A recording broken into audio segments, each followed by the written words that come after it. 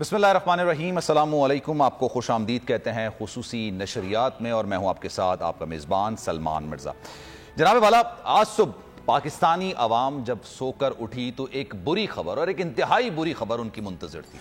अरशद शरीफ साहब इस दुनिया में नहीं रहे, वो इस कीनिया में मौजूद थे जब उनको शहीद किया गया, और ये खबर पाकिस्तानियों के दिल पर बिजली बनकर गिरी।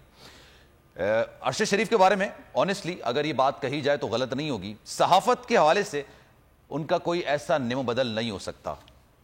अब्बास शब्बीर हमारे साथ मौजूद हैं इस्लामाबाद में, उनके घर के बाहर, और समी इब्राहिम साहब भी वहाँ पर मौजूद हैं, उनसे मज़ीद बात करेंगे। जी अब्बास शब्बीर।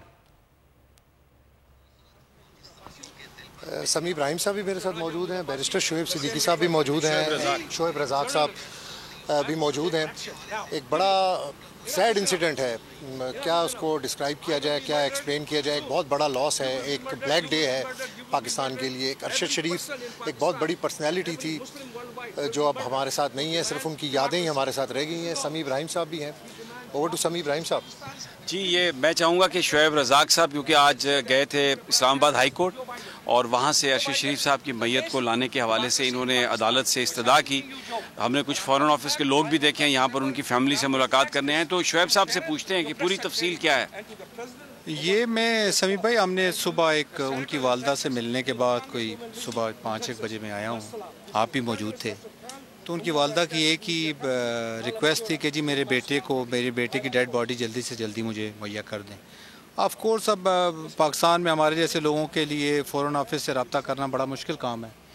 तो हम 8:30 बजे हाई कोर्ट चले गए। हाई कोर्ट में जाके हमने अदालत के सामने, चीफ जस्टिस के सामने मुद्दा रखा कि जनाब हमें मसला है कि हमारी डेड बॉडी जो है ना वो हमें दी जाए, और उसके लिए फ़ॉरेन ऑफिस को और इंटीरियर मिनिस्ट्री को इंस्ट्रक्शंस दी जाएं कि वो हमारी इसमें हेल्प करें। तो कोर्ट ने उसी वक्त ये इन दोनों मिनिस्ट्रीज़ को ऑर्डर दे दिया कि जनाब आप आके इनकी फैमिली को असिस्ट करें। तो उसी वजह से आज मेरे साथ, और मेरे साथ ही मेरी गाड़ी में आए हैं इंटीरियर मिनिस्ट्री भी के लोग और फ़ॉरेन ऑफिस के भी लोग, टू मीट द फैमिली। और उन्होंने हमें अश्योर कराया है, दोनों मिनिस्ट्रीज़ ने, कि जी हमारी तरफ से कोई किसी किस्म की कोताही नहीं होगी, जो कुछ हमारे से हो सका प्रोसीजर को फॉलो कर। आपको क्या लगता है कि ये इंटरेस्टेड हैं? क्योंकि मेरी कुछ लोगों से बात हुई है, उन्होंने कहा है कि जो इस वक्त वहाँ पर जो कवानीन है कीनिया में, वो तो अशराफिया के लिए कुछ और हैं, गरीबों के लिए कुछ और हैं। अगर हुकूमत पाकिस्तान चाहे तो वो 24 घंटे के अंदर अंदर वहाँ से अरशद शरीफ की बॉडी आ सकती है। इनकी तो कोई इंटेंशन हमें लगी नहीं अभी तक। आपको क्या लगता है? मेरी अभी इनसे डिटेल में बात हुई है। एक्चुअली मेरे ऑफिस आए थे तो मैं फिर उनको लेके इधर ही आया हूँ।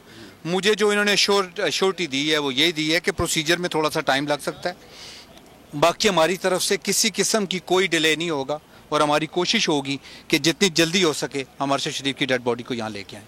तो कहीं कोई वहाँ पर कीनिया में भी कोई रब्ता है आपका जो पता चल सके? वगरना हमारा दफ्तर खारजा तो आपको पता झूठ बोलने में ऐसा माहिर है। कीनिया में भी रब्ता है, वो फॉरेन सेक्रेटरी साहब भी आए हुए हैं, फॉरेन सेक्रेटरी साहब भी आए हैं, अभी वो फैमिली को मिल रहे हैं अंदर। उन्होंने कहा था जी मैं जो ही उनसे मिल के आऊँगा तो मैं I am going to brief you with the latest कि क्या हुआ है, कि हमारे क्या पता स्पेकुलेशन यही अभी मुझे मिल रही थी कि उनको डेड बॉडी उनके हवाले।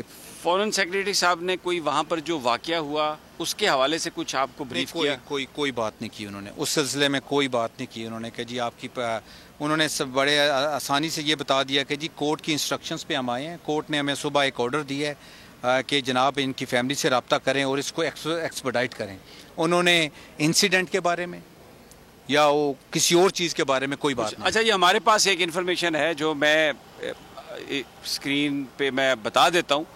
एक बड़ी अजीब कोशिश हो रही है। एक तो अरशद शरीफ शहीद हुए, पूरा पाकिस्तान रो रहा है, गम में है। जो भी शख्स यहाँ से गुजरता है, कोई हमारी बहन गुजरती है, एक तांता बना हुआ है लोगों का जिनकी आंखों में आंसू हैं, और अंदर सिर्फ अरशद शरीफ की वालदा वो बहादुर खातून है जिसकी आंखों में आंसू नहीं है, और वो कह रही है कि इकट्ठे होके अपने प्रोटेक्शन करो।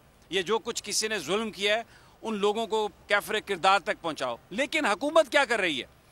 मुख्तलिफ तरीके से ये वहाँ पर इन्होंने कीनिया में ख़बरें छपवाई हैं, कुछ अखबारात में, वहाँ पर भी लिफाफे बहुत हैं और बड़े बड़े लिफाफे हैं। तो उन लिफाफों के ज़रिए ये छपवाया इन्होंने उसके ऊपर कि जी वहाँ पर कभी कहते हैं कि ये एक्सीडेंट हुआ, कभी कहते हैं नाके पे गाड़ी नहीं रोकी, कभी कहते हैं ड्रग डीलर के साथ जा रहे थे। तो हर तरफ से ये इस किस्म की खबरें ब्रेक करने की कोशिश कर रहे हैं। और जो अफसोसनाक बात है, मरियम औरंगज़ेब खुद जो वज़ीर इत्तलात और नशरियात हैं, वो अपने व्हाट्सएप से ये जो खबरें वहाँ से आ रही हैं उनको जर्नलिस्टों को दे रही हैं, और मकसद सिर्फ एक है कि जो अरशद शरीफ की शहादत है इसको मुतनाज़ बनाया जाए। अरशद शरीफ एक बड़ा इंटेग्रिटी वाला आदमी था, ये बावजूद कोशिश के उसके खिलाफ कोई करप्शन, किसी तरह का केस, कोई प्लाट कुछ साबित नहीं कर सके, तो अब उसको इन्होंने पहले शहीद किया और उसके बाद अब ये इस तरह की चीज़ें ये मीडिया में लाने की कोशिश कर रहे हैं, सोशल मीडिया पर। और मैं बड़े अफसोस से कहता हूँ मेन स्ट्रीम मीडिया के हवाले से कि ये जो इतने बड़े बड़े चैनल हैं, क्या यहाँ पर जो लोग हैं उन्होंने कभी नहीं मरना, और ये जो कुछ हो रहा है ये जुल्म, इस पर वो खामोश रहेंगे। वो जो खबरें चला रहे हैं और इस खबर को इग्नोर कर रहे हैं, वो इररेलेवेंट होता जा रहा है मेन स्ट्रीम मीडिया, और लोग सोशल मीडिया पर जा रहे हैं, ट्विटर पर जा रहे हैं, फेसबुक पर जा रहे हैं, जहाँ से उनको सच मिलता है। और ये एक मैं आपको एक और बात मैं आपसे अर्ज़ करूँ कि बड़ा सवाल यही है जो हम उठाते रहेंगे कि वो कौन से वो हालात थे जिसकी वजह से अरशद शरीफ पर यह पाकिस्तान की ज़मीन तंग हो गई और उसको यहाँ से अपनी जान बचाने के लिए भागना पड़ा, लेकिन वो एक मुल्क से दूसरे मुल्क भागता रहा, पाकिस्तान से कोई आवाज़ भी नहीं उठी। और फिर दूसरी बात ये कि शायद जो उनको जिन ताकतों ने अरशद शरीफ पर हमला किया, अरशद शरीफ के सर में गोलियां मारी, एग्जीक्यूट किया उसको, वो ये तासुर देना चाहते थे कि हमारे हाथ बहुत लंबे हैं, अगर हम फैसला कर लें तो फिर हम कहीं पर भी किसी को मार सकते हैं। लेकिन मैं उन्हें यह बताना चाहता हूं कि ये आवाज़ बंद नहीं होएगी। ये पाकिस्तान डरने वाला नहीं है, ये सहाफ़ी भी डरने वाले नहीं है, ये सवाल उठता रहेगा।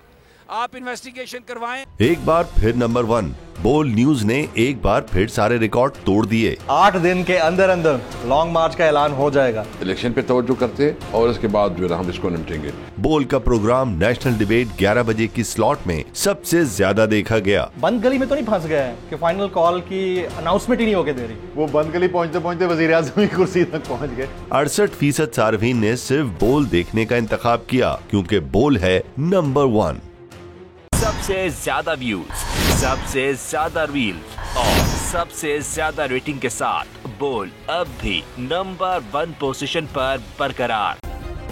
सब्सक्राइब करें और बेल दबाएं ताकि कोई खबर रह न जाए।